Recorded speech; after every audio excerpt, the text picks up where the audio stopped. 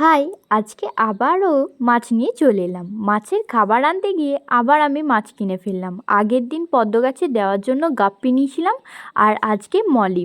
এত সুন্দর সুন্দর মলি মাছগুলো দেখলাম, খুব ভালো লাগলো, সেজন্য 7টা মতো নিয়ে এলাম। আর এই দোকানটা আগের দিনের দোকানটাতে যায়নি। এই দোকানটা একটা ছোট্ট নার্সারি আছে আমার বাড়ি থেকে কিছুটা গিয়েই, একটা গ্রাম পেরিয়েই এই দোকানটা আছে। আর আসার সময় আমি যেখানে ছোটোবেলায় টিউশন পড়তাম সেই দিদার বাড়িতে আজকে দুটো মাছ দিয়ে এলাম। দিদাও পদ্ম গাছ লাগিয়েছে। আমার এই দিদা খুব ভালো একটা বাগানি, লিচু গাছও আছে, লিচুও ধরেছে। চলো, আমি তো মাছগুলো নিয়ে এলাম, সঙ্গে দেখো একটা বাগান বিলাসের ডালও এনেছি অরেঞ্জ কালারের, ওটা পরে কাটিং করে বসাবো। দেখো, সবার প্রথমে এনেই আমি মাছগুলো ছেড়ে দিলাম। আমি জিজ্ঞাসা করলাম যে একটা ছোট্ট গামলার মধ্যে 3-4টার বেশি মাছ রাখলে কোনো অসুবিধা নেই তো? বললো না। সেই জন্য আমি 7টা নিয়ে এলাম, কিন্তু দিদার বাড়িতে দুটো দিয়ে এলাম, সেই জন্য 5টা মাছ আমি এই গামলায় ছেড়ে দিচ্ছি।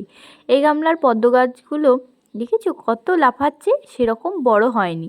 কি সুন্দর, এত সুন্দর লাগছে না যখনই মাছগুলো খেলা করছে, দেখতে ভীষণ ভালো লাগছে।